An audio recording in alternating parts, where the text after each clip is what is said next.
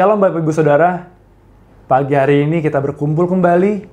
Kita sama-sama mau memuji dan menyembah Tuhan sebelum mendengar firman. Mari sama-sama kita bersatu dan berdoa.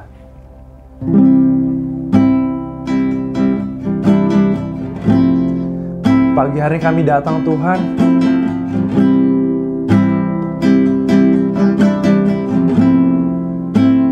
kami mau mendengar firman-Mu. Biar kami siapkan hati dan pikiran kami.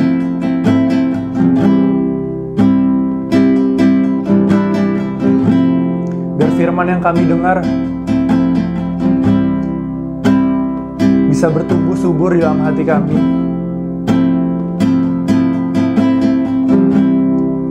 Dan kami bisa melakukan firman-Mu dengan benar.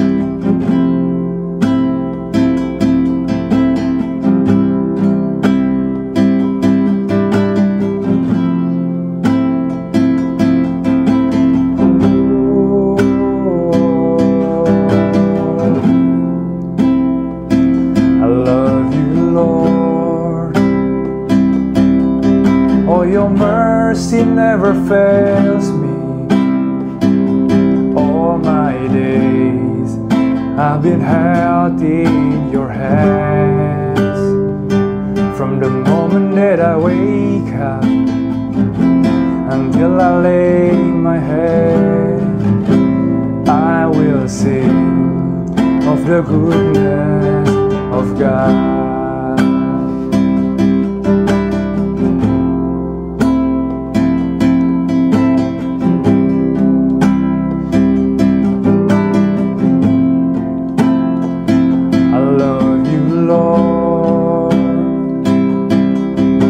Your mercy never fails me. All my days I've been held in your hands. From the moment that I wake up until I lay my head, I will sing of the goodness of God. All my life you have been faithful. All my life you have been so good. With every breath that I am able, I am give of the goodness of God.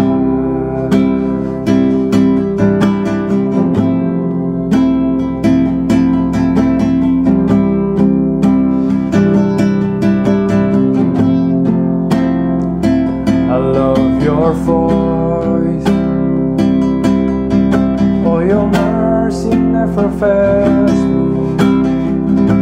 Darkest night, you are close like no other.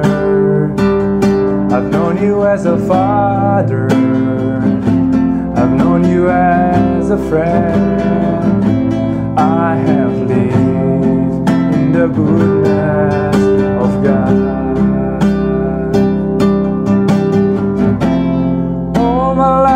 You have been faithful. All my life you have been so good. With every breath that I am able, I have lived in the goodness of God.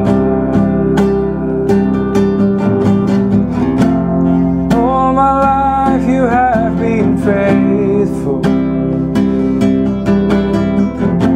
and all my life you have been so good. With every breath that I am able, oh I will sing in the goodness of God.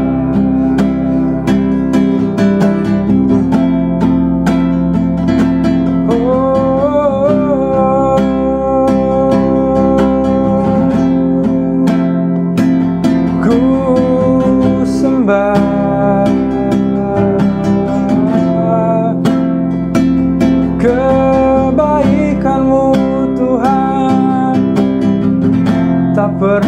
berkesudahan.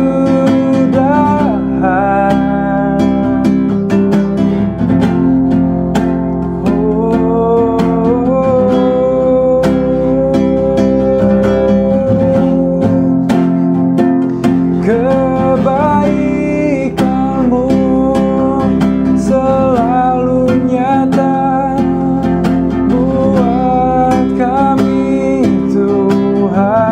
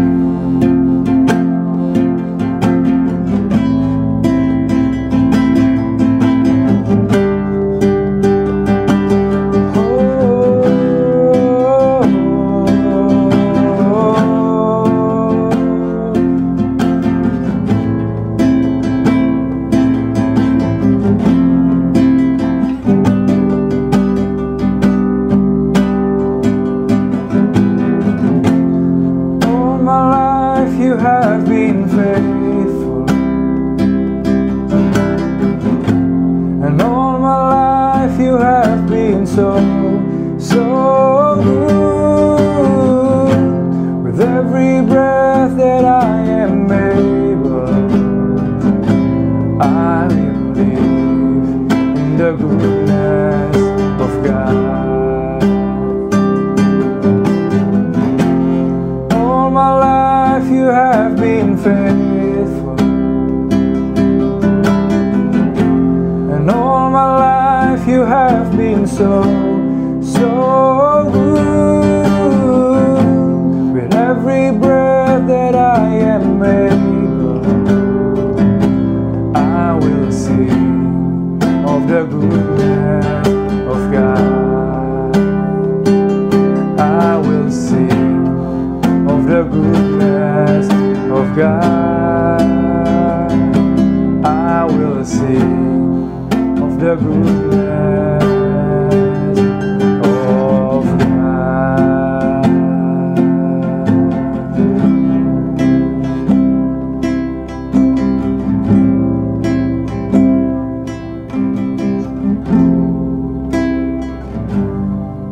Shalom Bapak Ibu semua, kita ketemu lagi hari ini dan saya berdoa kita siap hari untuk mendengar firman, untuk punya hati yang seperti tanah subur, siap ditegur, dididik, diajar, dan siap untuk berubah dalam hidup ini.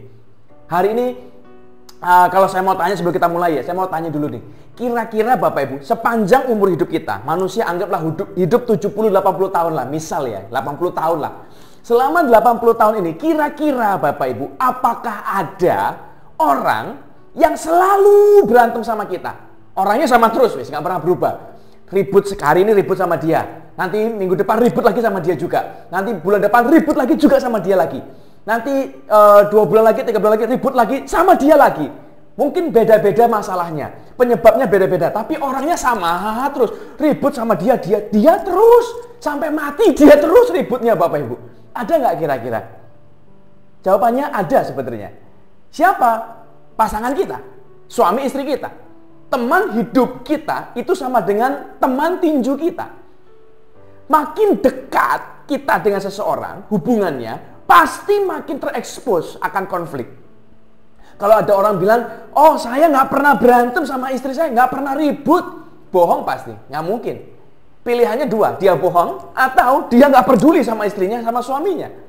Makin dekat kita sama seseorang, makin akrab kita, pasti makin terekspos dengan konflik itu. Pasti. Saya nggak pernah ribut sama tukang bakso yang jualan depan rumah. Kenapa? Ya karena nggak deket. Ngapain ribut? Yang saya ribut, yang saya berantem biasanya, itu sama istri malahan. Yang deket. Nah, kadang ada orang salah ngomong begini, sama istri kok berantem?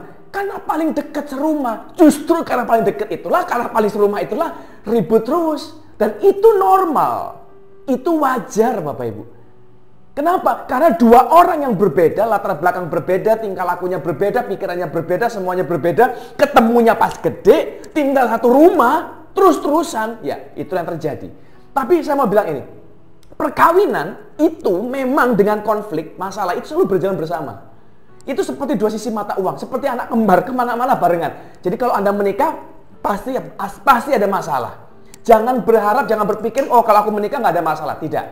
Kita ini dari dulu suka dicekoki dengan sesuatu yang salah. Kalau kita nonton film-film, ya anak-anak misalnya, yang tema-tema princess atau tema apa segala macam, mereka selalu mengakhiri cerita dengan begini, and they live happily ever after. Dan mereka hidup bahagia selamanya.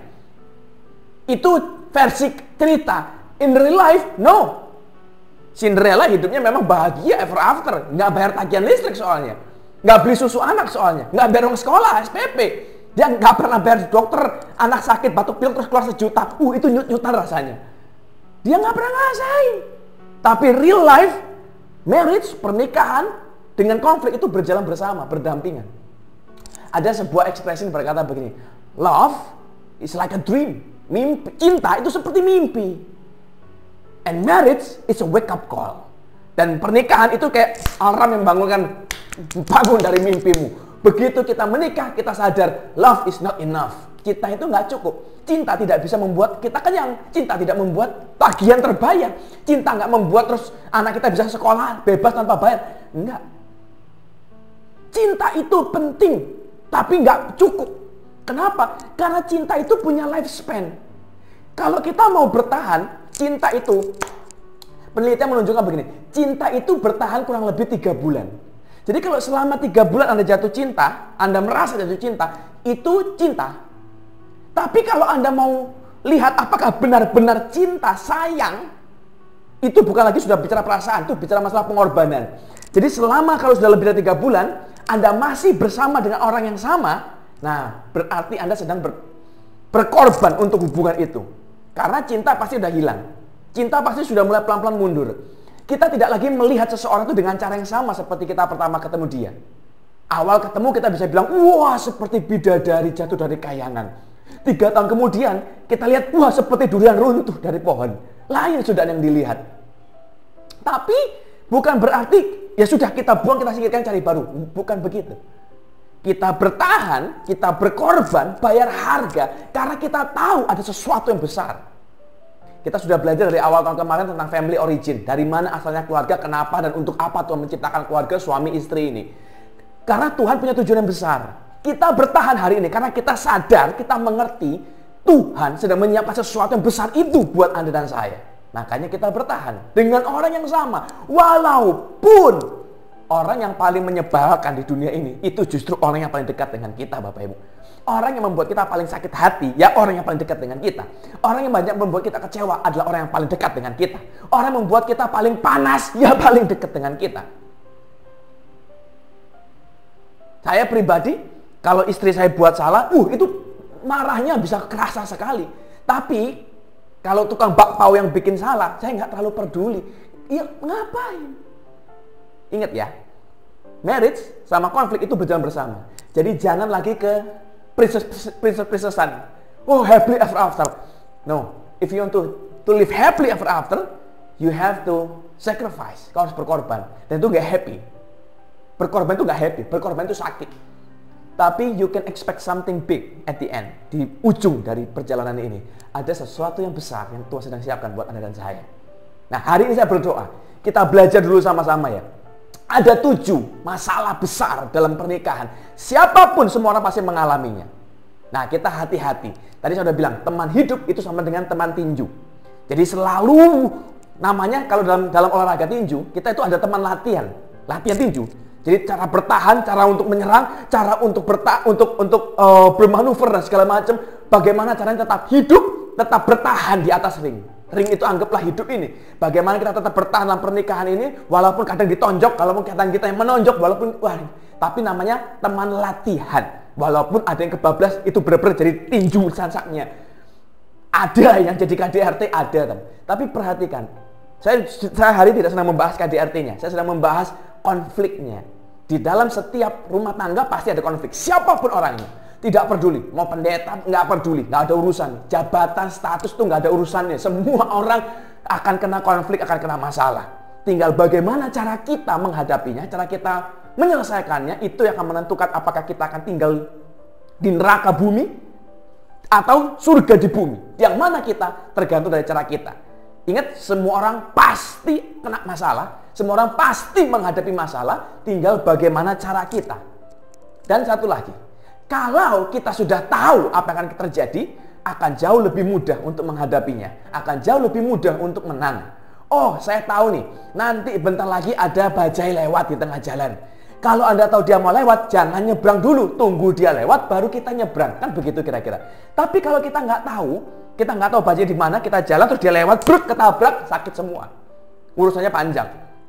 Nah sama, kita nggak tahu apa-apa, kita melangkah dalam pernikahan, bakbuk, bonyok, kecewa, pahit, luka, rusak. Ada yang bercerai, ada yang berpisah dengan pahit, dengan marah, dengan kebencian dan segala macam. Ketemunya baik, ketemunya dulu awalnya cinta, I love you, oh kau ganteng, kau cantik, kau pujaan hatiku. Begitu bakbuk, karena nggak ngerti, rusak, pecah. Benci, aku nggak mau lihat kamu lagi seumur hidupku, kamu manusia paling bejat di muka bumi, dan segala macamnya. Jadi hari ini saya pengen kita belajar, ada 7 paling tidak hari ini yang kita belajar ya, 7 masalah paling mematikan dalam rumah tangga, dalam pernikahan, supaya waktu kita menghadapi salah satu di antaranya, kita bisa berkata dengan hati yang tenang, aku tahu cara keluar dari sini. aku tahu cara menyelesaikan ini. Atau jangan-jangan 2-3 masalah berbarengan datang, kita bisa tetap tenang berkata, Tuhan, aku mengerti, aku tahu caranya. Dan aku akan berhasil menang. Atau mungkin ada yang ekstrim, 7-7-nya langsung keembrek di situ. Kita tetap bisa berkata, aku tahu caranya. Karena aku mengerti apa yang sedang kuhadapi. Jadi hari ini kita belajar. Bukan untuk menghakimi, bukan untuk menjatuhkan, bukan malah untuk melemahkan, wah aku kok kena semua. Bukan, tapi untuk membuat kita mampu keluar dan kita bisa lepas dari masalah dan lebih daripada pemenang. 7 masalah paling mematikan yang kita belajar singkat saja ya, supaya kita tahu, tapi yang lebih penting bukan sekedar tahu apa yang jadi masalahnya, tapi cara kita menyelesaikannya. 7 masalah paling mematikan dalam pernikahan. Yang pertama adalah uang. Uang itu sumber masalah, Bapak Ibu. Alkitab juga sudah menjelaskan begitu jelas. Cinta akan uang itu sumber akar dari segala kejahatan.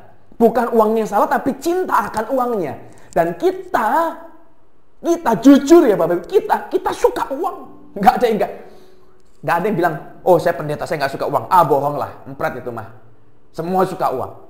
Tinggal masalahnya seberapa besar kadar kesukaan kita, kadar kecintaan kita, itu yang menentukan.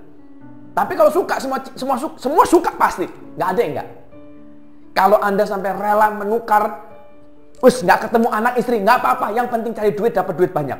Nipu orang, nggak apa-apa. Orang mau sakit, orang mau berantakan, mau cerai rumah tangganya, mau rusak anak istri, terserah. Yang penting aku dapat uang.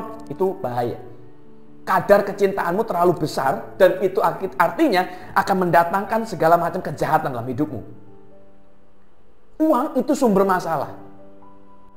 Mau kurang uang, mau kelebihan uang, tetap akan mendatangkan masalah. Yang nggak punya uang nanti bingung. Kita mau makan apa, kita bayar apa? Lalu orang mulai komplain, mengutuk dirinya sendiri. Hidup ini susah, kenapa mati aja, kenapa kok begini? Karena nggak ada duitnya. Yang punya uang sama juga punya masalah. Karena punya uang, punya banyak pilihan, punya banyak akses. Pergilah dia selingkuh, pergilah dia ke nightclub, pergilah dia ngobat, pergilah dia begini, begitu segala macam. Sama. Jadi jangan dipikir kalau punya duit banyak enak. Enggak juga. Orang suka ngomong, pilih mana? Punya suami setia tapi miskin atau suami kaya tapi suka selingkuh? Dan itu juga sepaket. Dan sebenarnya mungkin suamimu juga nggak setia walaupun miskin. Karena dia miskin makanya setia, nggak ada pilihan, nggak ada kekuatan, nggak ada kemampuan. Tapi perhatikan nih, jangan karena kau berpikir ya sudah karena dia nggak bisa kita injek dia, kita aniaya, kita gencet dia. Jangan. Balik lagi, sumber masalahnya itu bukan di suami, tapi di uangnya ini loh. Kalau suami istri kita sama-sama bisa melihat, mengerti posisi uang dalam hidup kita, akan lebih mudah untuk menjalaninya. Akan lebih mudah untuk melewati masalah hidup ini, konflik ini. Jadi mau orang kaya, mau orang miskin, semua punya problem. Dan problem pertama yang terbesar itu masalah uang.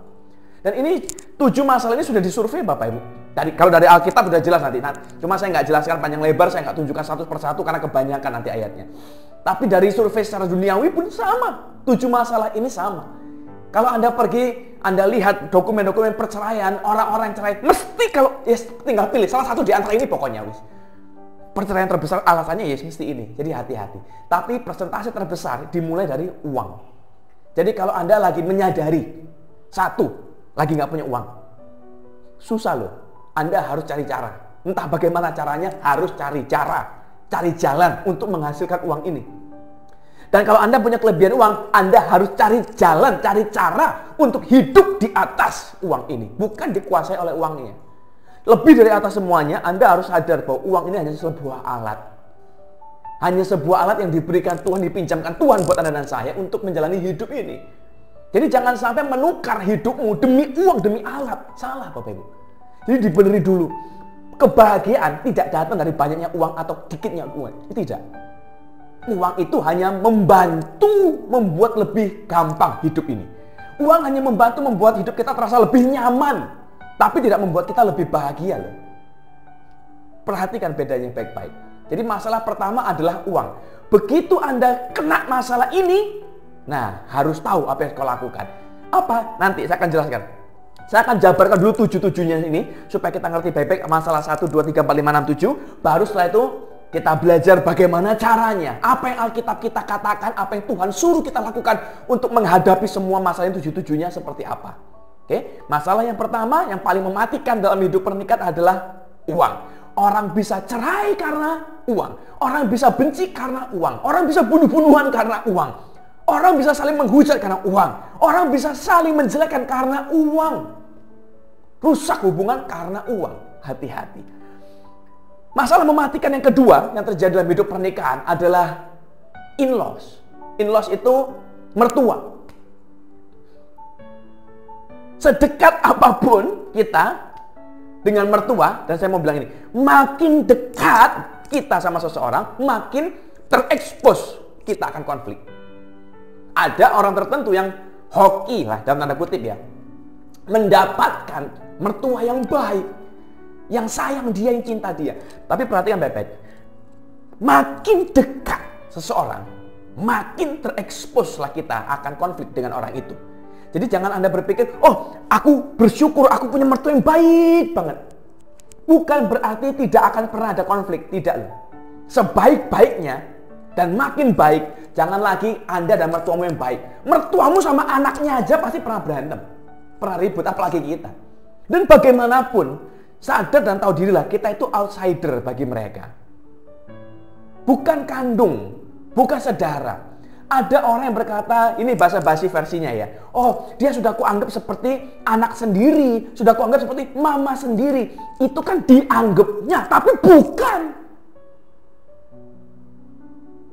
Jadi Anda harus tahu batasnya. Anda harus tahu posisinya.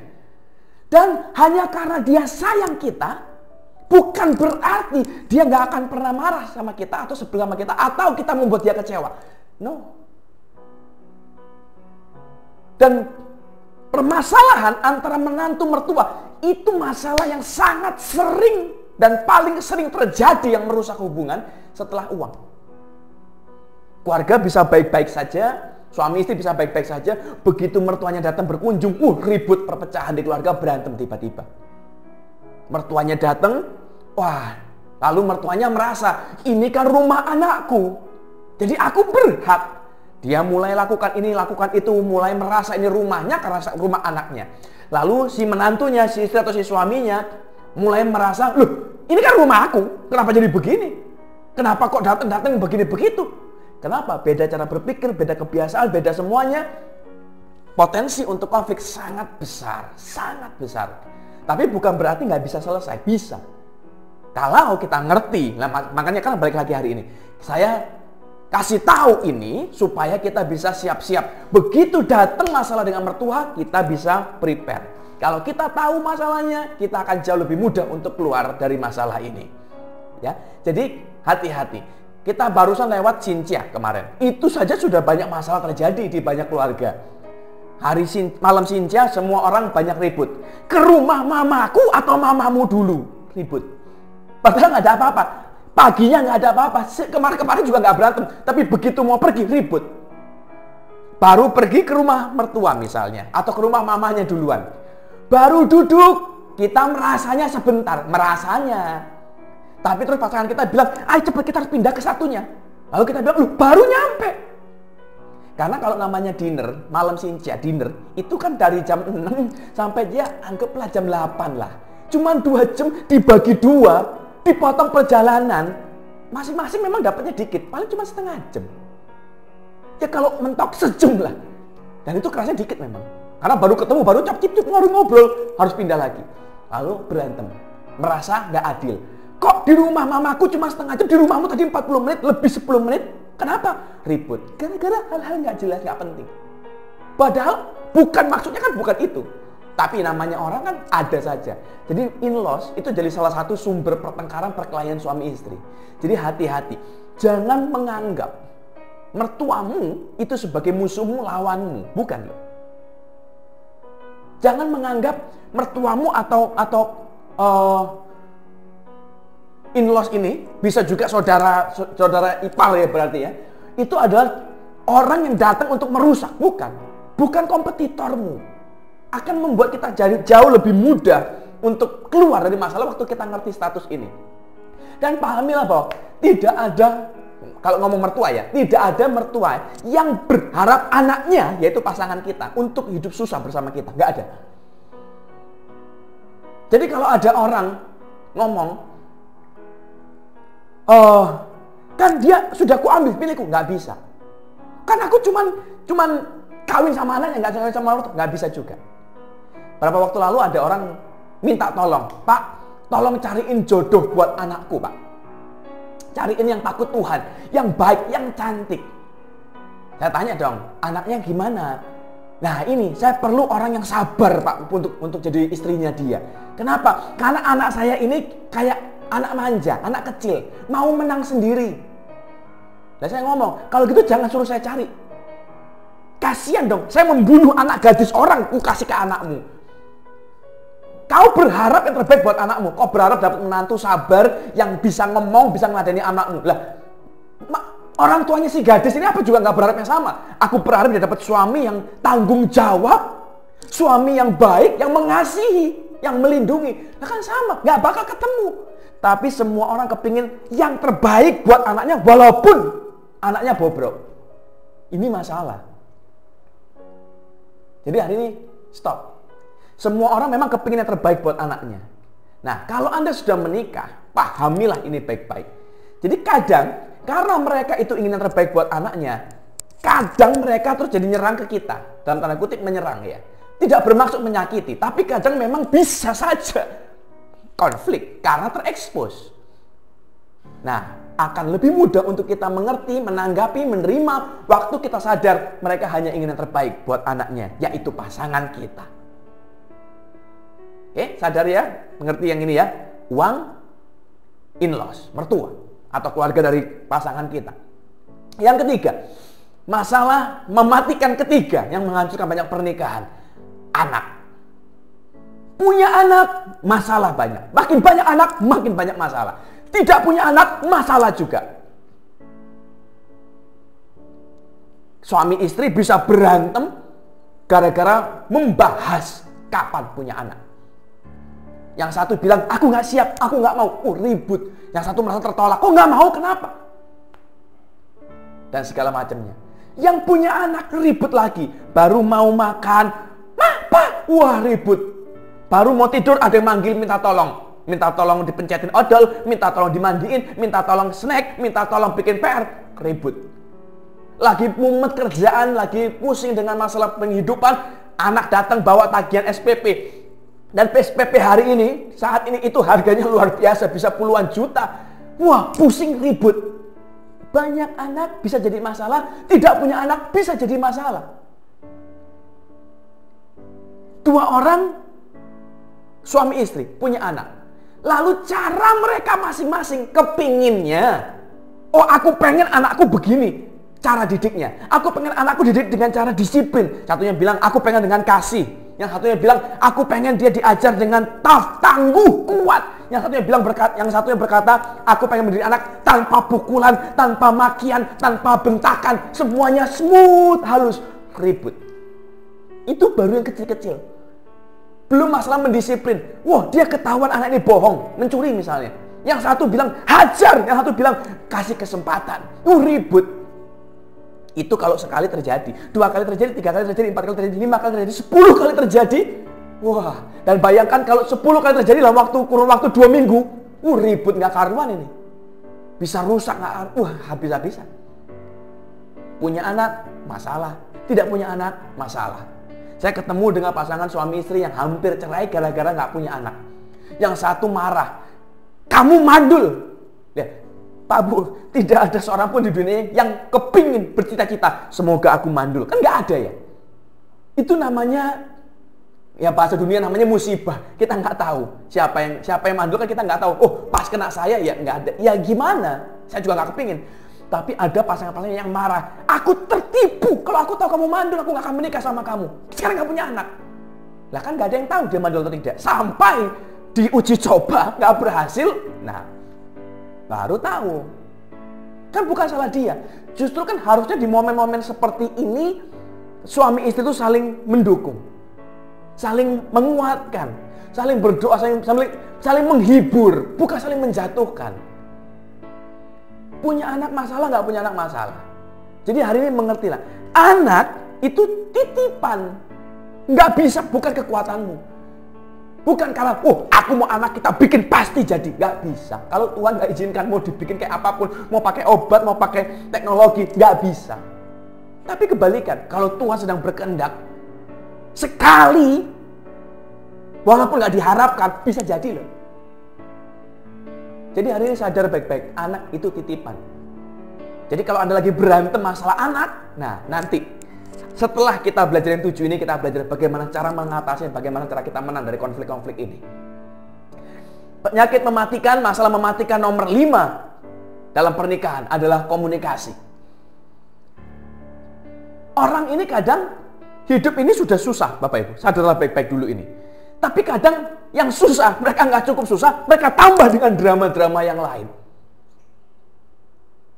Nanti ditanya, suaminya nanya, kamu kenapa kok diem aja? Istrinya bilang, nggak apa-apa. Biasanya, karena dibilang nggak apa-apa, ya sip, suami ngeloyor pergi. Oh ya sudah kalau begitu, pergilah dia. Begitu pergi, wah, langsung ada yang menjerit, kamu nggak peka, kamu nggak sayang sama aku. Loh, tadi ditanya nggak apa-apa. Kenapa harus berdrama? Kenapa harus pakai kode-kodean? Kenapa harus pakai segala macam? Komunikasi yang pas. Tinggal ngomong, kamu kenapa? Aku sebel sama kamu. Selesai. Jangan berharap pasanganku harus tahu dengan sendirinya. Enggak bisa. Saya pribadi, saya paling nggak sanggup kalau ada ditanya dulu ya, waktu awal pernikahan, istri saya suka nanya begini, aku gendutan ya? Wah, itu pertanyaan jebakan maut itu. Ku jawab tidak, nanti dia nyindir. Kamu sengaja nyenengin aku, ya? Kamu nggak lihat ini lemak di sini? Kamu nggak lihat pipi udah begini? Kalau aku jawab iya, langsung. Jadi aku jelek menurutmu? Apapun yang aku jawab salah, Bapak Ibu. Dan saya ngerti ini jebakan maut, mati saya. Apapun yang aku jawab pasti salah ini. Dan dia ribut. Masalahnya begini, yang jadi masalah bukan jawaban saya sebenarnya. Yang jadi masalah adalah kenapa harus tanya begitu sih? Kenapa enggak? Istri saya nanya, dia nanya karena dia merasa gemukan, kan begitu. Langsung aja ngomong, kok rasanya aku gemukan ya? Dia selesai. Gak ada masalah. Tapi enggak, rasanya ya, ini saya pribadi ya, rasanya ya, istri saya ini enggak afdol kalau enggak membuat ombak-ombak kecil terjadi. Dia kayaknya enggak enak kalau cuma ngomong, kayaknya gemukan. Dia bareng-bareng, enggak. Dia nanya dulu, gendut ya aku ya? Aku jelek ya sekarang ya? Hah? Gimana? Harus dia nanya, yang harus ku jawab, dan apapun ku jawab salah ntar. Dan saya pribadi berkata begini, komunikasi itu kan sebenarnya gampang. Omongkan apa yang memang niat kau omongkan yang benar dari hatimu, dan apa yang dari hatimu, omongkanlah itu. Kan selesai ya. Terus nggak usah banyak alasan, tutup-tutupan dan yang diperhalus, nggak usah. Saya merasa saya ini orang yang gampang untuk diajak kumpul, diajak bergaul. Kalau saya suka, saya ngomong suka, kalau enggak, saya ngomong enggak. Kalau saya mau, saya ngomong mau, kalau saya nggak mau, saya ngomong nggak mau. Tapi bagi beberapa orang menganggap saya ini susah. Orang yang nggak bisa, keras, susah. Kenapa? Orang nanya, Pak, ini ku masakin. Enak ya? Enak nggak? Lah kan dia tanya ya, enak atau tidak? Aku jawab tidak. Lalu orang bilang kasar ya, nggak menghargai. Loh, saya sedang menghilangkan drama dalam hidup ini. Kalau memang tidak mau terima jawaban, nggak usah nanya. Kau tanya saya, aku kasih jawaban. Kalau enak, aku bilang enak. Kalau enggak, terus masa mau aku bilang enak? Dan saya sering dapat nasihat, udahlah diperhalus, tipu-tipu dikit lah. It's not me. Dan saya memilih, lebih baik saya memilih. Kau suka tidak suka, kau tanya saya, aku jawab. Kita ribut mungkin hari itu, yes. Tapi next time akan lebih mudah kok hubunganku hubungan Anda dengan saya. Kenapa? Karena kau tahu pasti apa yang akan kukatakan. Saya nggak bermain ilusi, saya nggak bermain tipu-tipu daya. cantik banget ya. Terus di belakang aku caci maki. Ih, muka kayak genderuwo. Enggak. Lebih baik ngomong di depan daripada di belakang. Saya rasa lebih gentle. Dan orang tidak perlu menginterpretasikan maksud saya atau bicara saya. Orang nggak perlu berpikir, dia beneran nggak ya? Dia tulus nggak ya? Dia jujur nggak ya? Nggak usah. Saya ngomong, sakit nggak sakit, suka nggak suka, ya itu keluar dari hatiku. Dan saya tidak pernah bermaksud menyakiti kok. Tapi kalau karena kau tanya, saya nggak mungkin diam-diam dikasih orang makan, nggak enak banget, nggak mungkin. Tapi kalau ditanya, ya aku jawab. Dan saya berpikir, saya loh ya, ini balik lagi, saya berpikir, dan saya berharap ketemu orang juga sama seperti itu dengan saya. Nggak usah bertedeng aling-aling, kau suka, ayo ngomong, nggak suka, ngomong. Apa yang kau nggak suka dari saya? Udah, selesai. Jadi kita nggak terlalu banyak drama, main, wah di depan manis, di belakang tusuk-menusuk, serigala berbulu domba. Saya paling nggak suka orang begituan. Komunikasi adalah, kalau versi versi terjemahan ya, kamus ya, artinya komunikasi adalah say what you mean and mean what you say. Katakan apa yang memang kau mau dari hatimu yang benar, dan apa yang benar dari hatimu itu yang keluar dari mulutmu. Itu komunikasi. Jadi jangan berharap kode-kodean, berharap dia tahu, berharap begitu. Aduh, janganlah. Mau makan apa? Terserah. Itu bikin emosi. Kalau memang terserah, nggak usah makan. Ngomong saja toh. Aku pengen ini. Udah selesai. Gampang. Yang nanya senang karena dapat jawaban gampang, cepat, mudah dicarinya. Yang ditanya happy karena dia mendapat makanan yang dia suka. Everybody's happy. Anda bayangkan, dari keadaan nggak ada apa-apa, tenang, baik-baik saja. Terus suami karena dia mengasihi istri, atau istri karena dia mengasihi suami, dia nanya, Papa, mau makan apa? Terserah. Oh, ayam kalau gitu. Suami bilang, aku nggak suka ayam. Oh, lele kalau gitu. Ih, lele jorok. Oh, yang pedes-pedes penyetan kalau gitu. Aku asam lambung. Kamu mau bunuh aku ya? Ribut gara-gara makan. Ditawarin nggak mau ngomong, sekarang dikasih nggak? Lihat. Kita ini kadang wasting energy, wasting time, wasting segala gara-gara nggak mau ngomong. Hilangkanlah yang begitu-begitu. Hilangkan dramanya. Apa adanya lah. Orang mau suka nggak suka ya dia nanya kok, terserah. Kalau memang dia menghargaimu, dia mengasihimu, dia akan terima kita apa adanya. Apa adanya dalam artian begini, bukan kita semau-maunya kita, bukan ya. Dia akan terima kita dengan segala kekurangan kita dan kelebihan kita. Tapi kalau orang nggak suka sama kita, Anda mau buat baik apapun, tetap salah di mata dia. Jadi, this is not about, bukan masalah kita sedang merangkum kata-kata indah untuk menyenangkan orang, bukan. Ini masalahnya adalah kita ketemu orang yang tepat atau tidak. Kalau Anda ketemu orang yang salah, apapun yang kamu mau lakukan, Anda mau kasih bicara bahasa pujangga, tetap salah. Jadi, say what you mean and mean what you say. Katakan apa yang benar dan yang benar itu dari hatimu, keluarkanlah. Ngomong saja apa adanya, gampang saja lah. Jangan dibuat drama-drama lagi. Hidup ini sudah susah, bos. Jangan dibikin tambah susah. Make it simple as possible. Masalah mematikan keenam dalam pernikahan itu unloyalty, ketidaksetiaan. Entah apakah pasangan kita ketahuan berkhianat, atau kita curiga dia sedang berkhianat, belum terbukti tapi sedang curiga. Dua-dua ini menimbulkan kerusakan besar sekali. Waktu seseorang merasa dikhianati, atau merasa dia sedang berkhianat, atau sedang mencoba berkhianat, atau sedang kita sedang berpikir berandai-andai kayaknya, itu efeknya sama rusaknya. Atau keluarga hilang kepercayaan, kita hilang kasih, kita hilang hormat, kita hilang respect, kita hilang segalanya, kita jadi pahit, jadi hambar, jadi kecewa, jadi luka, semuanya jadi luka. Padahal belum tentu loh. Tapi efeknya sama. Jadi jangan berpikir, oh akan belum, tapi sudah curiga, sama dengan ketahuan, itu efeknya sama. Gak ada yang lebih ringan, gak ada Bapak Ibu. Dan ini jadi masalah klasik sekali. Rusaknya trust itu memimpin seseorang drive seseorang secara otomatis langsung berpindah dari togetherness, kau dan aku, menjadi oneness, menjadi selfish centeredness. Begitu dia merasa dikhianati, dia langsung bangun. Ini semua pasti otomatis bangun tembok. Dan secara otomatis, aku terluka, aku korban, kau pelaku.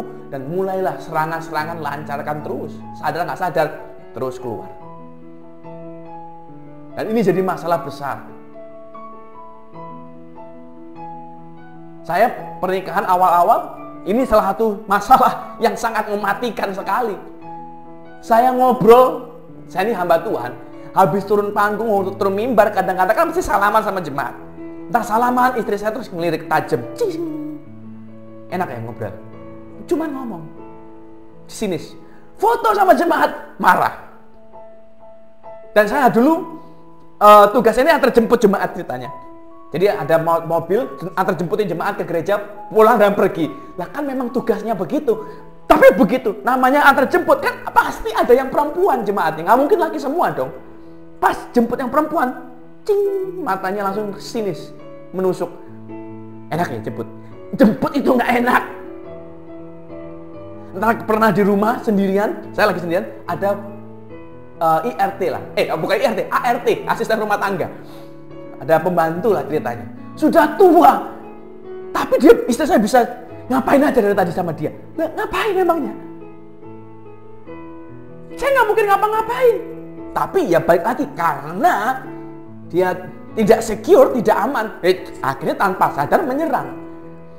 Nah, kita akan lebih mudah untuk keluar waktu kita tahu apa yang jadi sumber masalahnya. Oh, dia nggak secure mungkin misalnya. Dia nggak trust. Lah ya bagaimana sekarang terusan? Nah, nanti kita belajar di bawah-bawah, kita belajar. Tapi kita lihat dulu. Ini masalah-masalah mematikan apa saja yang sedang akan kita hadapi, yang sedang menanti di depan kita. Masalah mematikan nomor 7 dalam pernikahan kita adalah makanan. Orang mungkin kaget kenapa makanan jadi masalah mematikan. Ini yang terjadi masalahnya. Ini adalah salah satu masalah terbesar, terbanyak yang membuat orang jadi rusak, bercerai dan segala macamnya. Mulai dari tidak adanya makanan di meja, sampai beda selera, sampai beda cara penyajian, beda jam, itu bisa ribut nggak karuan. Paling enggak, saya nggak ngomong orang lain, paling enggak saya pribadi. Saya pernah ribut berantem hebat. Gara-gara istri saya ini sukanya manis, saya sukanya asin. Orang mungkin akan ketawa, masalah begitu dong ribut. Kalau udah menikah, yang kecil-kecil itu masalah berat, itu sensitif sekali. Saya lagi capek kerja, pulang ke rumah, udah lapar, capek, pengennya istirahat, pengen makan, begitu makan, manis banget. Langsung darah naik, adrenalin naik, pengen meledak. Hal kecil. Kalau diterus-terusin, perang. Suka nggak suka, sadar ini masalah besar. Oh, suami sukanya makan ini terus, yang istri marah. Yang istri sukanya makan western, yang suami marah. Boros kamu. Balik lagi ke nomor 1, uang. Istri ngomong, kenapa kamu makannya Indomie terus kayak orang miskin? Dia saving, yang satunya enggak. Satunya cuman aku pengen ribut. Balik muter aja. Tujuannya kan saling connecting masalah ini. Saling bahu-membahu, saling mendukung, menghancurkan seluruh hidup kita. Makanya biasanya orang yang kena satu masalah di sini itu pasti akan dapat yang lain. Tadi ada yang ketinggalan ya. Ini baru 6, sorry. Tadi ada yang ketinggalan. Tapi nanti lah ke belakang. Jadi food, makanan ini penting sekali untuk kita bahas, kita mengerti supaya kita sadar baik-baik. Jadi yang pertama uang. Masalah mematikan pertama nomor 1 adalah uang. Yang kedua in-laws, mertua, yang kita perlu mengerti baik-baik. Yang ketiga, anak. Punya anak, tidak punya anak, itu problem. Yang keempat, komunikasi. Cara kita ngomong, cara kita bicara, apa adanya saja lah, sudah. Itu bisa mematikan. Begitu kita pakai kode-kodean, begitu kita pakai alasan peka-pekaan, rusak ini. Yang kelima, kita bicara masalah unloyalty, ketidaksetiaan. Tidak trust-nya kita. kita antara sudah ketahuan, kepergok, atau sedang dicurigai, dua-dua itu sangat membawa efek besar kerusakan. Yang keenam, makanan. Nah, yang ketujuh, ini berlengkap. Tadi saya sudah ada ketinggalan satu. Yang ketujuh, seks. Seks ini masalah besar, mematikan sekali, dan ini terjadi di hampir setiap pasangan. Kenapa? Karena dua orang ini laki-laki ya, pasangan laki-laki dan perempuan itu berbeda. Yang satunya perempuan itu bicara intimasi, yang satunya bicaranya masalahnya di logika. Sumbernya berbeda. Yang satu ingin quality time, intimasi. Yang satunya mata. Yang penting stimulusnya di mata tercapai, sentuhan tercapai, selesai. Nah, dua ini kalau ngomong kabel ya, itu kabelnya lain, nggak nyambung. Yang satunya ke sana, yang satunya ke sini. Yang satunya butuhnya perhatian, kasih sayang, lewat kuping, lewat kata-kata indah, kata-kata manis, kata-kata yang menenangkan, menghibur, kata-kata yang menyupport. Perempuan suka waktu kita berkata, wah kamu cantik ya, kamu baik ya. Aku seneng sama kamu, aku happy waktu aku spend time sama kamu. I'm so blessed to have you, dan segala macamnya. Kupingnya. Tapi laki-laki bukan kupingnya, matanya. Dia nggak kepingin dipuja-puji. Istri lagi pakai roll-on kayak ibu kos, dasteran bolong-bolong, luntur, molor, terus ngomong, suamiku ganteng banget. Terus Anda berharap dia, enggak. Laki-laki lebih berharap, wes nggak usah ngomong, diem mau, cakepin, copot dulu rollmu, rambutmu yang rapi, yang harum, yang wangi, dilihat itu enak, selesai. Dua ini kabelnya lain, terus mau dicelek nyambung, nggak bisa, konslet. Makanya ini jadi sumber masalah besar sekali. Ini jadi sumber masalah bagi hampir semua orang. Tapi kita perlu sadar, baik-baik, kembali lagi. Karena dua orang ini berbeda, kabelnya juga lain, stimulusnya lain. Nah, harus saling mengerti. Jadi jangan cuma maunya sendiri. Laki-laki, wes aku pokoknya maunya langsung seks. Oh, yang perempuan, aku maunya yang bukan hubungan secara intercourse-nya. Aku maunya ada relationship. Gak ketemu. Nah, tapi kalau kita ngerti sama-sama, oh laki-laki itu begini, perempuan itu begini, kita bisa cari cara untuk menyenangkan semua orang, memuaskan semua orang, dan menghidupi kebutuhan mereka secara biologisnya. Jadi ingat baik-baik, masalah mematikan pertama uang, in-laws, anak, komunikasi, apalagi tadi, unloyalty, ketidaksetiaan, makanan, dan seks. Ini 7 masalah paling mematikan dalam hidup rumah tangga orang. Kalau Anda sedang mengalami salah satu, atau mungkin 7-7-nya bahkan bisa jadi, karena biasanya kalau ada satu, jarang cuma satu, selalu mesti ada temennya. Yang manapun Anda alami, berapapun Anda alami, perhatikan baik-baik. Kita bisa keluar dari sini. Ingat ya, marriage itu berjalan bersama anak kembar dengan konflik. Jadi kalau ada merit, pasti ada konflik. Jangan berharap hidup seperti gaya Cinderella, happily ever after. Nggak akan terjadi itu. Jadi kalau ada masalah, wajar. Tapi perhatikan baik-baik. Ini saya ngomong ini baik-baik. Hanya karena Anda menikah dan ada masalah, bukan berarti terus harus cerai. No. Bukan berarti terus harus pisah. Bukan. Bisa dikelarin. Masalah pasti ada. Tapi bisa dikelarin. Nah, masalahnya untuk mengkelarkan ini, untuk keluar dari jeratan 7 masalah mematikan ini, itu perlu dua belah pihak. Gak bisa cuma satu yang berjuang. Gak bisa cuma istri doang yang berjuang. Gak bisa cuma suami doang yang berjuang. Gak bisa. Harus dua-dua. Dan saya berdoa, makanya hari ini saya berdoa, saya berharap sungguh-sungguh waktu Anda dengar firman ini, Anda dengar berdua dengan suami istrimu. Atau yang mau menikah, dengarlah dengan pasanganmu. Atau belum punya pacar, ya mau nggak mau dengar dulu sendiri. Supaya kau tahu kriteria apa yang akan kau cari, yang bisa kau harapkan dari seseorang yang akan menjadi pasangan hidupmu nantinya. Nah, sekarang kita belajar. Kita sudah punya dan kita sudah mengerti 7 masalah mematikan dalam hidup rumah tangga. dalam hidup pernikahan. Lah, terus sekarang bagaimana caranya kita bisa menang? Bagaimana caranya kita bisa keluar lepas dari masalah? Alkitab ngomong apa? Alkitab ngajar apa? Ini, Bapak Ibu, kita bacakan satu-satu ya. Matius 7 ayat 3. Matius pasal 7 ayat yang ketiga. Dia berkata ini, mengapakah engkau melihat selumbar di mata saudaramu, sedangkan balok di dalam matamu sendiri tidak kau tahu? Alkitab mengajar begini, kalau kita mau lepas dari 7 masalah mematikan ini, yang pertama, yang paling penting dan paling utama yang harus kau lakukan adalah third person view. Pandangan orang ketiga. Kita itu, Alkitab ngomong begini, kita itu pinter melihat selumbar. Selumbar itu kayak selipan kayu kecil gitu lah Bapak Ibu. Kayak orang kalau ketelusupan biasanya, itu selumbar. Kita bisa lihat selumbar di mata orang, tapi balok gede di mata kita, kita nggak tahu. Artinya Alkitab sudah berkata begini, kita itu pinter melihat, menganalisa kehidupan orang lain.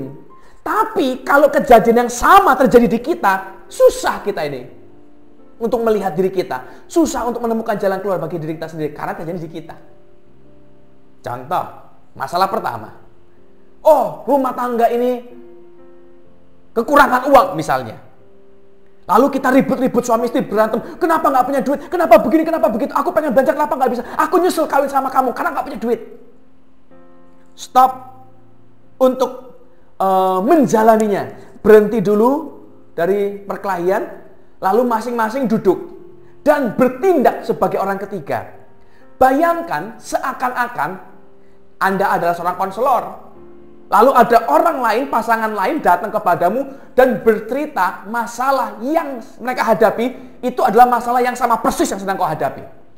Lalu pasangan ini bertanya, Pak, Bu, kira-kira saya harus apa ya? Di situ, waktu kita bercerita sebarang ketiga, Anda akan jauh lebih mudah dan jauh lebih tajam untuk memberikan jalan keluar, karena kita nggak ikut-ikutan di situ. Contoh, ada suami istri misalnya, saya ini kerja satu pekerjaan, dan saya tahu sumber masalah saya ini, saya nggak punya duit. Kenapa? Karena kerjaan saya ini gajinya kecil, kerjanya sampai malam, nggak ada waktu, pulang-pulang duitnya dikit, marahlah istri, mau bayar uang sekolah nggak bisa, mau makan nggak bisa, semua nggak bisa, ribut berantem. Lalu karena dia marah, saya juga marah. Aku udah kerja banget itulah, kau nggak ngerti, kau nggak tahu aku udah berjuang. Siapa juga yang pengen miskin sih? Hah? Aku juga pengen kaya, tapi gimana? Ribut. Nah, daripada ribut, coba duduk bersama dan kita bayangkan diri kita sebagai orang ketiga. Bayangkan ada orang lain yang datang dan bertanya sama kita, Pak Deki, Bu Novi, kami punya masalah. Saya itu kerja, gajinya kecil, Pak. Dan saya kerja sampai malam. Jadi nggak punya waktu di rumah buat anak sama istri. Nah, masalah gini, Pak. Saya sudah kerja capek-capek ya, banting tulang, udah pegelinu semua. Begitu pulang, Pak, duitnya bawanya dikit. Terus suami istri saya ini marah-marah, Pak. Saya dihina-hina, saya dibilang miskin, gembel. Kan saya emosi, marah saya juga nggak kepengen miskin, Pak. Gimana? Lalu dia tanya, menurut Pak Deki, Bu Novi, gimana caranya untuk bisa keluar dari sini? Karena saya sebagai pihak ketiga, saya akan berkata, ya keluar Pak dari kerjaanmu, cari yang lain. Nah gimana? Gampang kan? Nah, begitu keluar jawaban itu, duit, lakukan.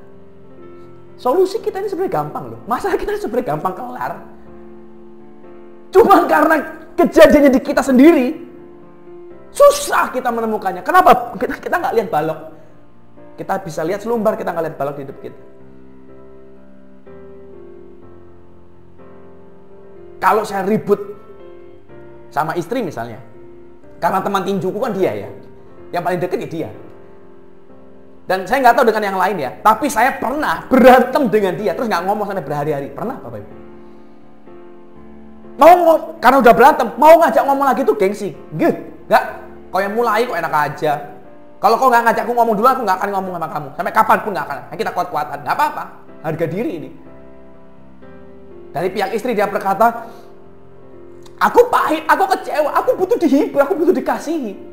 Saya bilang enak aja, habis berbuat salah mau dikasihi. Nggak ketemu. Dan saya bertahan dengan sikapku, dia bertahan dengan sikap dia, gampang. Rusak semua.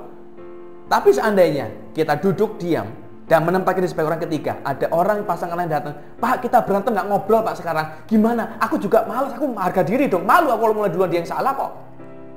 Saya akan bilang, kalau saya ditanya, gimana Pak Deki kira-kira? Saya bilang, ya tinggal ngomong aja, susah amat sih. Tinggal ngomong aja, hai, udah. Dia nggak mau ya sudah, nggak mau nyaut ya sudah. Yang penting kamu ngomong, selesai. Apa gunanya diem-dieman? Kalau kasih nasihat gampang, kasih nasihat itu cepet. Tahu jalannya. Nah, begitu tahu jalan keluarnya, do it. See? Kalau Anda bisa lakukan third person view, masalah hidupmu hampir semuanya akan mudah selesai. Do it now, lakukan sekarang. Jadi jangan cuma ngelihat selumbar daun di mata, balok di mata kita nggak bisa. Kalau memang kita nggak bisa lihat balok di mata kita, coba taruh balok itu di mata orang dan kita yang lihat apa yang terjadi dan apa yang harus dia lakukan. Third person view itu cara paling mudah untuk menyelesaikan, untuk keluar dari masalah. Saya punya masalah misalnya dengan mertua. Mertua melakukan sesuatu yang saya nggak suka, ribut. Lalu saya diem-dieman dengan mertua. Saya nggak mau ketemu dia, saya nggak mau nyapa dia. Wah ribut nih. Berhenti dulu, duduk, bayangkan ada orang lain yang datang dan berkata, Pak aku ribut sama mertuaku, aku nggak terima dia begini-begitu, aku harus ngapain? Ini besok Cynthia, gimana? Aku datang atau enggak? Kalau saya sendiri saya nggak bakal datang. Tapi karena ada orang lain yang nanya, saya bilang, ya datanglah, gampang lah, datang. Mau diterima, ya masuk, nggak diterima ya pulang, sudah. Gampang Bapak Ibu. Tapi kalau kejadian kita sendiri, harga diri kadang menghalangi, ego menghalangi, segala macam menghalangi. Stop. Be a third person view. Jadilah orang ketiga untuk melihat semuanya dengan lebih clear. Begitu Anda tahu jawabannya, lakukan itu. Yang kedua, apa yang Alkitab kita suruh kita untuk lakukan? 1 Petrus 3 Bapak Ibu ayat 3. 1 Petrus 3 ayat 1 sampai ayat yang ke-7. 1 Petrus 3 ayat 1 sampai ayat yang ke-7. Saya akan bacakan firman Tuhan. Demikian juga kamu, hai istri-istri, tunduklah pada suamimu. Tunduklah pada suamimu. Ini untuk istri dulu ya. Banyak ini, buat istri banyak. Supaya jika ada di antara mereka yang tidak taat kepada firman, mereka juga tanpa perkataan dimenangkan oleh kelakuan istrinya. Jika mereka melihat bagaimana murni dan salehnya hidup istri mereka itu, mereka akan dimenangkan oleh kelakuan istrinya. Jika mereka melihat bagaimana murni dan salehnya hidup istri mereka itu. Perhiasanmu janganlah secara lahiriah, yaitu dengan mengepang-epang rambut, memakai perhiasan emas, atau dengan mengenakan pakaian yang indah-indah. Tetapi perhiasanmu ialah manusia batiniah yang tersembunyi dalam perhiasan yang tidak binasa, yang berasal dari roh, yang lemah lembut dan tentram, yang sangat berharga di mata Allah. Sebab demikianlah caranya perempuan-perempuan kudus dahulu berdandan, yaitu perempuan-perempuan yang menaruh pengharapannya kepada Allah. Mereka tunduk kepada suaminya, sama seperti Sarah taat kepada Abraham dan menamai dia tuannya. Dan kamu adalah anak-anaknya jika kamu telah berbuat baik dan tidak takut akan ancaman. Jadi buat istri ini panjang lebar, ayat 1 sampai ayat 6. Buat suami, 1. Demikian juga kamu, hai suami-suami, hiduplah bijaksana dengan istrimu sebagai kaum yang lebih lemah. Hormatilah mereka sebagai teman pewaris dari kasih karunia, yaitu kehidupan, supaya doamu jangan terhalang. Memang Alkitab memisahkan yang perempuan panjang. Kenapa? Karena dia penolong. Namanya penolong, memang namanya penolong pasti harus melakukan sesuatu dan pasti dikasih beban yang lebih untuk menolong. Itu dari family origin kita udah belajar kemarin. Perempuan, wanita memang lebih kuat, memang diharapkan untuk lebih tough. Memang laki-laki dikasih cuma satu, hormatilah, kasihilah istrimu. Alkitab menulis dengan sangat spesifik sekali role-nya masing-masing. Istri begini, suami begini, lakukan ini. Nah, kalau gagal melakukan salah satu atau dua-duanya gagal melakukan itu, nah kerusakan besar terjadi. Suami itu cuman, ini bayangkan ya, ini payahnya dan parahnya para suami, bodohnya para suami. Sudah dikasihnya cuma satu ayat, pendek, hormatilah. Saya bacakan lagi ya supaya jangan salah ya. Hormatilah mereka sebagai teman pewaris dari kasih karunia, yaitu kehidupan, supaya doamu jangan terhalang. Disuruh hormati istri. Disuruh cuma satu, itu pun nggak bisa atau nggak mau lakukan. Bodoh banget. Nah, terus bisamu apa, bos? Sudah ditolong oleh istri, karena istrimu penolong kan? sudah nggak bisa apa-apa, perlu ditolong, dan dia sudah mau nolong, disuruh cuma satu, hormati dia, masih nggak bisa dan nggak mau. Iya, payah kita. Lelaki macam apa Tuhan ini? Dan kesalahan kita, kelemahan kita, kegagalan kita untuk melakukan ini mendatangkan kerusakan besar, krisis besar. Dan saya tadi udah bilang, pasangan namanya orang menikah itu pas marriage dan konflik pasti berjalan bersama, kembar, pasti akan ada konflik. Nah, ini jadi masalah. Begitu konflik terjadi, karena kesalahan kita dalam menjalankan peran masing-masing, dan pasti akan ada terjadi ini pasti. Apa yang dilakukan? Selesaikan masalahmu tanpa pihak ketiga. Kalau tadi, jadilah orang ketiga, third person view untuk melihat masalah. Yang kedua, cara untuk menyelesaikan masalah hidupmu dalam masalah mematikan ini adalah jangan selesaikan masalahmu, jangan ada orang ketiga. Dengan tanda kutip saya ngomong begini, jangan, Anda nggak perlu pendeta, Anda nggak perlu bapak rohani dan segala macamnya, tetek bengeknya, nggak usah. Selesaikan masalahmu sendiri. Salah satu tanda bahwa hubungan ini sehat adalah dua orang ini, suami istri ini, mampu menyelesaikan masalah sendiri tanpa pihak ketiga, tanpa bantuan orang lain. Kalau kau bisa selesaikan masalahmu sendiri, berarti Anda dewasa. Walaupun saya nggak menyalahkan kalau ternyata ada pasangan-pasangan tertentu yang sampai tetap harus panggil hamba Tuhan, panggil pendeta, panggil konselor, panggil bapak rohaninya dan segala macam, saya nggak menyalahkan. Yang lebih baik begitu daripada rusak dan terlambat. Kalau keadaannya sudah terlalu parah dan jelas-jelas ini sudah nggak sehat, toksik, nah memang kita perlu orang ketiga. Tapi sebisa mungkin selesaikan masalahmu tanpa orang ketiga. Ini menunjukkan kedewasaan dan sehat hubunganmu. Tapi kalau namanya hubungan sakit, ya mau nggak mau terpaksa harus orang ketiga memang. Bisa nangkep ya? Kalau sehat dan kalau Anda sedang mau berjuang untuk menyehatkan, ya lakukanlah sendiri. Tapi kalau nggak bisa, udah terlalu rusak, parah hubungan ini, daripada hancur, nah pihak ketiga silakan. Tapi itu last option, pilihan terakhir. Ya, pilihan terakhir. Jadi jangan dikit-dikit panggil orang. No. Memang setiap pernikahan pasti ada konflik. Tapi konflik bukan berarti harus cerai, tidak. Konflik berarti harus pisah, tidak. Tapi balik lagi, kalau mau selesaikan konflik harus dua pihak, nggak bisa cuma satu. Harus dua-dua, suami berjuang, istri berjuang, kita ketemu dalam sebuah perjalanan, dalam sebuah kesepakatan. Kalau cuma satu, ya setengah mati. Bubarlah tetap, nggak bisa. Menikahnya dua, terus yang berjuang satu, ya nggak bisa. Jadi hari saya berdoa, ayo kita mengerti baik-baik. Yang ketiga, apa yang kita lakukan untuk keluar dari masalah mematikan ini? Jangan pernah bandingkan, comparing ya, hubunganmu yang sekarang dengan yang dulu, mantan-mantan yang lama. Atau orangnya bahkan, kok kamu nggak kayak mantanku yang dulu? Mantanku dulu baik, perhatian, care. Kok kamu begini? Jangan pernah comparing mereka. Setiap orang, hubungan kita dengan seseorang, setiap orang itu pasti unik. Nggak ada hubungan dua orang terus sama, itu nggak ada. Jadi nggak bisa kok bilang, kok kamu nggak kayak dia sih, kok kamu nggak kayak dia? No, nggak bisa. Itu kayak kita lagi ngomong, kita punya anjing nih. Guguk, kenapa kamu guguk ini nakal sekali? Nggak kayak piaraanku dulu ikan mas. Lain. Bodoh kalau kita membandingkan seperti itu. Nggak bisa. Ayat Alkitab menulis begini. Lukas pasal 9 ayat 62. Lukas 9 ayat 62. Tetapi Yesus berkata, setiap orang yang siap untuk membajak tapi menoleh ke belakang tidak layak untuk kerajaan Allah. Kalau kau siap untuk membajak, untuk maju ke depan, menerima sesuatu yang dari tanah, dari Tuhan maksudnya, tuayan ya kan. Kalau versi membaca itu kan begitu. Kalau Anda siap untuk menerima sesuatu dari Tuhan, berharap menerima sesuatu dari Tuhan, tapi Anda menoleh terus ke belakang, Anda nggak siap untuk kerajaan Allah. Anda nggak terima apapun dari Tuhan. Jangan cuma lihat terus ke belakang, compare, dulu begini, dulu begitu. Dulu kalau sama si A aku enak, sama si B aku enak. Kalau dulu aku sama mantanku, begitu aku belum apa-ngapain, baru cemberut, langsung dikasih pizza, langsung dikirimin barang, dikirimin makanan, langsung diajak shopping. Ini Pura-pura cemberut, udah nangis, udah mewek, udah gak karuan, udah eyeliner luntur, masih dia tanya, kamu kenapa? Emang buta lu?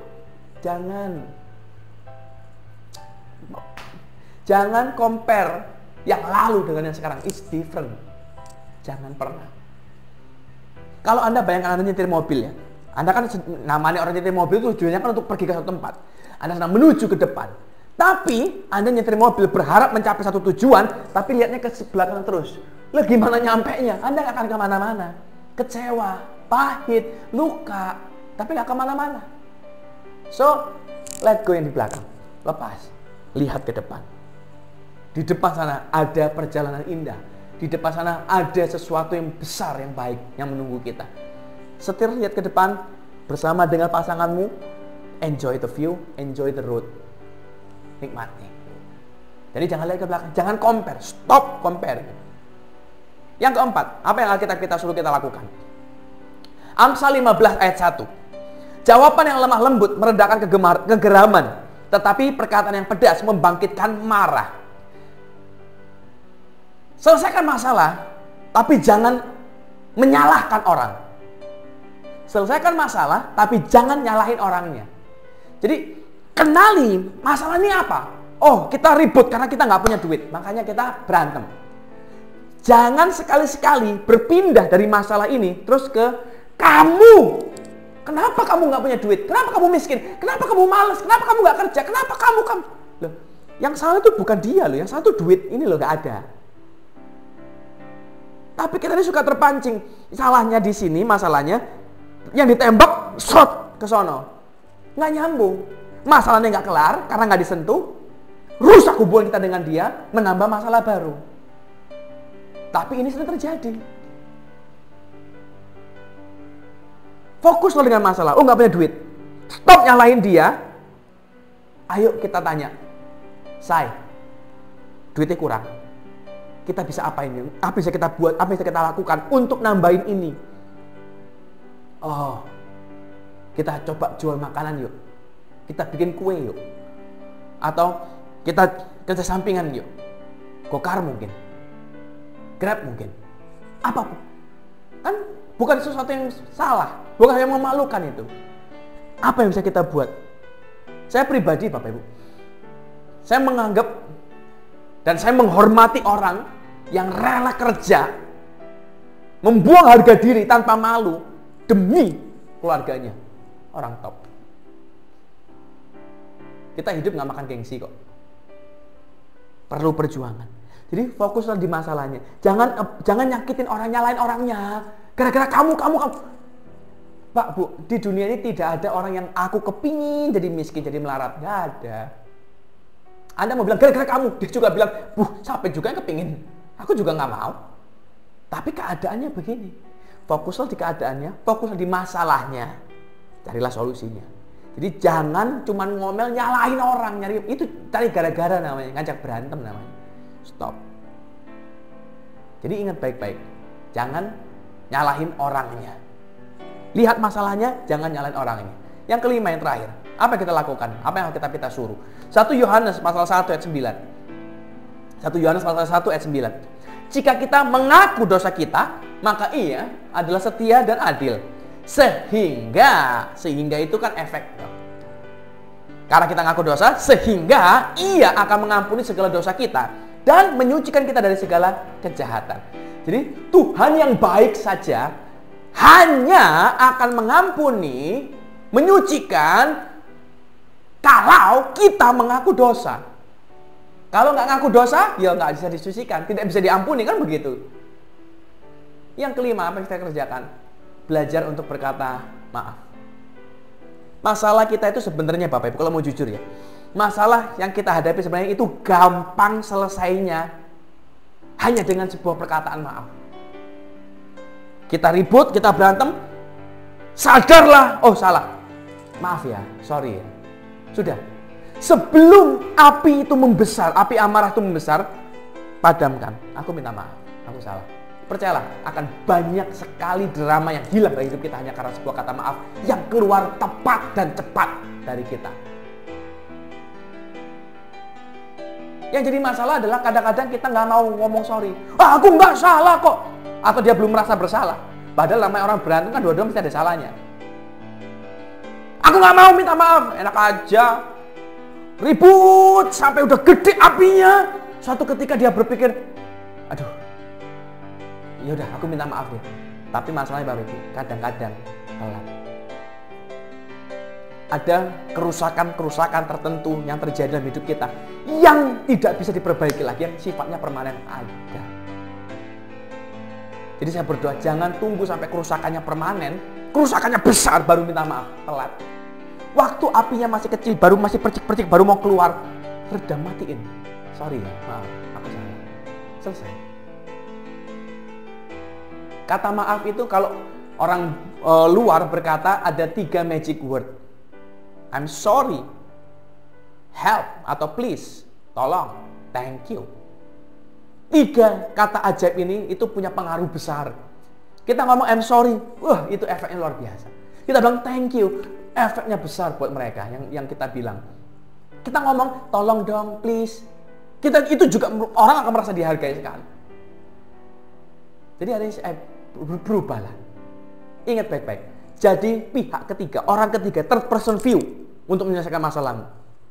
Berhenti, duduk diam, bayangkan orang lain yang mengalaminya, dan kita sedang memberikan nasihat buat mereka. Nasihat apa yang kau berikan, itu yang harus kau kerjakan. Itu yang pertama, yang satu yang kita perlu sadar baik-baik. Yang kedua, Alkitab mengajar, selesaikan masalahmu tanpa orang ketiga, kecuali sudah sangat rusak, toksik. Daripada rusak, daripada hancur, ya orang ketiga terpaksa. Tapi sebisa mungkin jangan ada orang ketiga. Apa yang lagi kita kerjakan? Apa yang Alkitab kita ajarkan? Jangan pernah compare, jangan pernah bandingkan orang di sekarang ini, pasanganmu sekarang dengan masa lalumu. Jangan pernah, karena mereka berdua orang yang berbeda. Orang itu unik, nggak ada yang sama satupun. Keempat, selesaikan masalahnya tanpa menyalahkan orangnya. Jadi jangan abusing personnya, jangan nyalain orangnya, jangan cari gara-gara nyalain orang, jangan. Fokus pada masalah, fokus pada solusinya, selesai. Yang kelima, belajar berkata maaf. Maaf itu meredam banyak kesalahan, meredam banyak kehancuran. Kata maaf itu bisa menenangkan, bisa menghidupkan. Tuhan saja hanya mengampuni, Alkitab menulis segala dosa dan menyucikan kita dari segala jahat kalau kita mengaku dosa. Apalagi manusia yang jahat di bumi, mereka juga pasti akan jauh lebih mengharapkan kata maaf itu dari orang yang sedang dihadapinya. So, belajar berkata maaf. Hari saya berdoa, kita tahu 7 masalah mematikan dan kita tahu ada 5 cara besar untuk menyelesaikan segalanya masalah kita. Kalau kita bisa selesaikan 5 masalah, dengan 5 cara ini, hampir pasti semua masalah, 7 masalah ini sekalipun kita bisa lewati. Dan saya berdoa lewat firman ini banyak keluarga-keluarga dipulihkan, banyak keluarga-keluarga dimenangkan, dan banyak keluarga-keluarga diubahkan untuk menerima kebaikan dari Tuhan. Selamat hari Minggu, Tuhan Yesus memberkati. Terima kasih karena sudah mengikuti ibadah online hari ini. Kami mengundang Bapak Ibu Saudara untuk hadir beribadah kembali di minggu depan dengan tema Gifts to Serve Others. Follow akun sosial media GBI Kayalim untuk mengetahui update tentang gereja dan juga mendengarkan khotbah. Untuk persembahan dan perpuluhan, bisa dilakukan melalui rekening BCA GBI Kayalim berikut ini. Untuk informasi konseling dan doa, bisa menghubungi Sekretariat GBI Kayalim di nomor yang tertera berikut. Terima kasih sudah mendengarkan Kayalim News minggu ini. Selamat hari Minggu, Tuhan Yesus memberkati. Ibadah kita sudah berakhir Bapak Ibu. Saya berdoa sekalipun kita berpisah, tapi firman Tuhan tetap ada. Dan Tuhan terus bekerja dalam hati kita, mengubah segala keadaan kita, membuang segala sesuatu yang tidak berkenan di hadapan Tuhan, dan membuat kita berjalan dengan janji dan rencana Tuhan yang ajaib. Jemaat Tuhan yang dikasih, saya undang sama-sama kita angkat tangan kita tinggi-tinggi, dan kita katakan amin yang keras, terus perkataan berkat yang saya lepaskan buat kita semua. Sebab amin mengikat janji Tuhan jadi nyata dalam kehidupan kita. Bapak, kami berdoa dan kami percaya nama-Mu, diberkatilah pekerjaan kami, diberkatilah usaha kami. Apapun yang kami sentuh dan kami kerjakan, jadikan Tuhan berhasil. Biar kami naik jadi kepala dan bukan ekor. Biar kami jadi orang yang memberi bukan meminta-minta. Dan biar kami menjadi orang yang kelimpahan, bukan yang kekurangan. Dan kami terima berkat ini di dalam nama Allah Bapa, Allah Putra, Allah Roh Kudus, dalam nama Yesus Kristus Tuhan. Biar kita semua percayakan dengan sama-sama. Amin. Selamat hari Minggu Bapak Ibu. Tuhan Yesus memberkati. Hanya satu katamu yang ku perlukan, firman-Mu menentukan seluruh hidupku, yang tiada kau jadikan